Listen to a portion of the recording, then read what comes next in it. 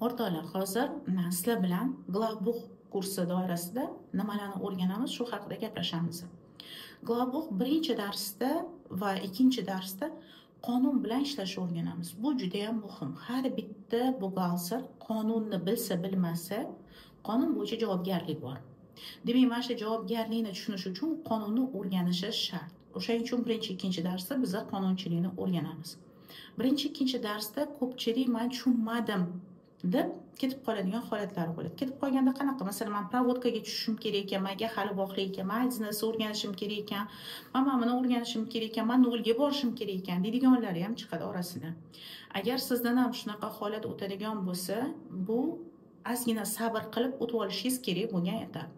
Demak, sizni miyangizga ko'proq vaqt kerak berilgan informatsiyani qabul qilish uchun. Kimdirlar menga o'xshab doimiy ravishda o'zini ustida o'qisa, ishlab yurgan bo'lsa, ularga ma'lumot muammosiz kiradi. Ular bitada iladi va ular u ish qilmasa ham bitada o'ziga singdira oladi ilmni. Agar siz shunaqa toifada bo'lsangiz, bu zo'r.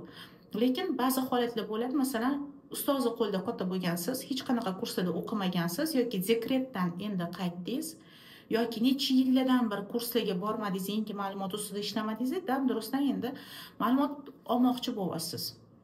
Miya ham xuddi tanaga o'xshagan. Tanamizni masalan trenirovka qildirmay qo'ysak, mushaklarimiz bo'shashib qoladi va trenirovkaga tonusga keltirib olgunimizcha 3 oy trenirovka zalida yurishimiz kerak, чтобы tonusga kelib, вообще qaysi mishsamiz o'zi qimirlayapti, mashq qilayotganda tushunish uchun. Miya ham xuddi shunaqa narsa. Miya ham informatsiyani qabul qila olish uchun unga ma'lum bitta muddat berish kerak. Uni ham trenirovka qildiradigan tonusga keltirib olishimiz kerak. Sizga agar ma'lumot hazm qilish qiyinroq bo'ladigan bo'lsa, dastlab shunchaki ma'lumotni hazm qilish uchun vaqt kerak. Siz ko'proq uy ishi qilishingiz kerak. Qizlarimiz bo'lgan 22-yilda kelishgan o'qishga, ikkita darsdan keyin ketib qolishgan, keyin 23-yilda boshqatdan kelishgan va aytishgan: "Men afsuslanaman o'shanda ketib qolganimdan. Men agar o'sha paytda sabr qilib o'qiganimda хотя бы berilgan ma'lumot 10-20% ni olgan bo'lar edim va hozirgi urovenim ancha yuqoriroq bo'lgan bo'lardi." Unda bank aytishadi. Bizi tajribasi bor buxgalterlar bilan ishlaymiz, nollar bilan ishlamaymiz. Tajriba kamroq bo'lsa, odatda mana shunaqa tushunish qiyinroq bo'ladigan holat bo'ladi. Qonun bilan ishlashni o'rganayotganda bizi mulk solig'i, yer solig'i va suv solig'ini olamiz. Mana shu 3 ta solig'da soliq kodeksi va qonunchilikni o'qish normalarini o'rganamiz.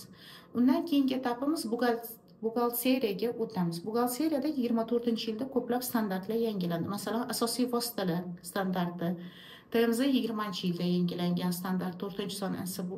22-standart yangilandi. Bu valyutalarni periotsenkasi standartlari. Bularni hammasini biz demak buxgalteriya qismida o'tamiz. Buxgalteriyani o'tib turgan joyimizda masalan ishlab chiqarish, logistika, bu yildan boshlab logistika qo'shilgan, Glavbookga ta'lim tashkilotlarini qo'shganman, ozgina qismini. Demak, ozgina bundan o'tganimizdan keyin yana soliqqa qaytamiz. Foyda solig'i, QQS o'rganamiz. QQS o'rganib, keyin yana buxgalteriyaga qaytamiz, xususiy kapitalni o'rganamiz, asosiy vositalarni o'rganamiz. Keyin yana soliq kodeksiga qaytamiz va buxgalteriyaga. Mana shunaqa qilib bir-biridan bu tema bilan ulab soliq buxgalteriya qilib o'tamiz.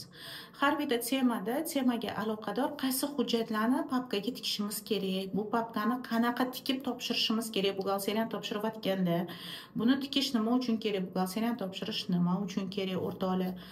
Javobgarlik masalalari, buxgalteriyani nima narsalarga javob beradi buxgalter, qanaqa holatlar bo'lishi mumkin, risk bor, что hattoki buxgalter qamalishi mumkin bo'lgan holatlar nima va bu riskni oldini olish uchun buxgalter o'zini qanaqa himoya qilishi mumkin. Kurs doirasida biz mana shu narsalarni gaplashamiz. Hozir sizlarga gruppaga ссылка berilgan, Google ссылка va Google ссылка bo'yicha gaplashamiz. Sizlarni ожиданиялар nima, kursdan nima kutyapsizlar va bu kurs doirasiga kiritilganmi yo'qmi, shu narsalarni video qilib tashlayman. Agar kim hali Google ссылкani to'ldirib bermagan bo'lsa, iltimos menga to'ldirib beringlar Google ссылкani.